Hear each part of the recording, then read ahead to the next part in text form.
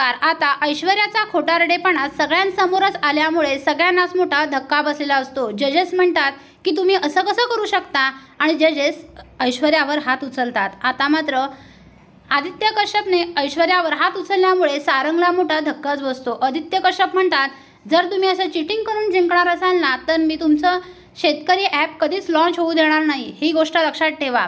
मला असा खोटारडेपणा आवडत नाही, प्रामाणिकपणे खेळा ना।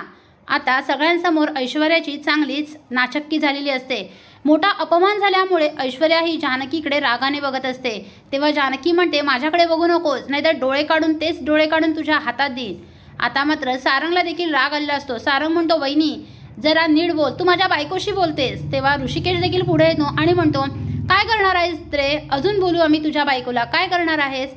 तेव्हा सारंग म्हणतो, काय करणार आहे? आणि सारंग ऋषिकेशच्या अंगावर धावून जातो। आता ऋषिकेश त्याच्या सटासट कानाखाली वाजवतो आणि म्हणतो, काय करणार आहेस? तू काहीच करू शकत नाहीस, तू नुसत्या पोकळ धमक्या देतोस। अरे काय हिंमत आहे का तुझ्यात काही करण्याची? खोटारडेपणा करून जिंकता, आमच्याकडून लुबाडून 1 पॉईंट मिळवून घेतलात, काय झालं? शेवटी आमचा कष्टाचा पॉईंट आमच्याकडे परत आला ना, आमचा गुण आता आम्हाला मिळाला आहे।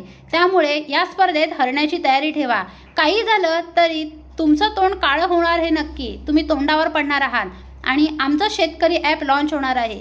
आता मात्र ऐश्वर्याला देखील धक्का बसतो, कारण आता जिंकण्याचे चान्सेस तिचे कमी झालेले असतात। ऐश्वर्या आणि सारंग घरी येतात। घरी आल्यावर आता सुमित्राला कळलेलं असतं सारंग ऐश्वर्याने स्पर्धेमध्ये खोटेपणा केलेला असतो। त्यामुळे आता सुमित्राला खूपच राग आलेला असतो।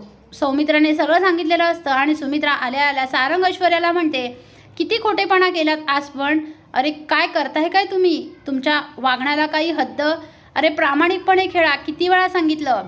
शेवटी जानकीचा पॉईंट जानकीकडे गेलास ना, अरे त्यांनी मिळवलेला तो पॉईंट होता, त्यांचा प्रामाणिकपणाचा पॉईंट शेवटी त्यांनाच मिळाला, तुमचं काय झालं? तोंडावर आपटलात। तेव्हा सारंग म्हणतो, आई तू आता काही बोल नकोस, तुला भरवलं आहे कोणीतरी आणि तसं तू आता आमच्यावर आरोप करतेस। तेव्हा ऐश्वर्या म्हणते, नाहीतर काय, घरात बसून यांना कामधंदे नाहीत। आता मात्र असं बोलल्यामुळे सुमित्राच्या तळपायाची आग मस्तकात जाते आणि सुमित्रा ऐश्वर्याला चांगलंच थोबडवते। आता सारंगला धक्काच बसतो। आता तो आईला काहीच बोलू शकत नाही, कारण आईनेच ऐश्वर्याला चांगलंच मारलेलं असतं। सारंग लगेच ऐश्वर्याला घेऊन रूममध्ये जातो आणि इकडे सौमित्रा आईला म्हणतो, बरं झालं तू असं केलंस, ते तिला चांगला धडा शिकवण्याची गरज होती। अगं किती खोटेपणा करते ती स्पर्धेमध्ये, किती नाटकं करते।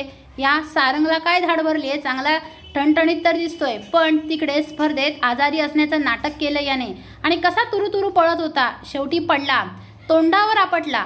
तेव्हा सुमित्रा म्हणते, अरे करावं तसं भरावं, चांगलं कर्म केलं की चांगलंच फळ मिळतं आणि वाईटाचं शेवटी वाईटच होतं, हे दोघं हरणार आहेत। तेव्हा आजी लगेच म्हणते, सुमित्रा काही काय बोलतेस? अगं जरा चांगलं बोल, सारंग ऐश्वर्या जिंकले पाहिजे, तुला किती वेळा सांगितलंय? तेव्हा लगेच सुमित्रा म्हणते, नाही जिंकणार मी, तुला सांगते हे दोघं कधीही जिंकू शकत नाही, जिंकणार ते माझे जानकी आणि ऋषिकेशच। आता मात्र आजीला धक्का बसलेला असतो आणि इकडे रूममध्ये ऐश्वर्याची चिडचिड चालू असते, कारण कधी न होणारा तिचा एवढा मोठा अपमान झालेला असतो। ती सगळी चिडचिड, सगळा राग ती सारंगवर काढत असते।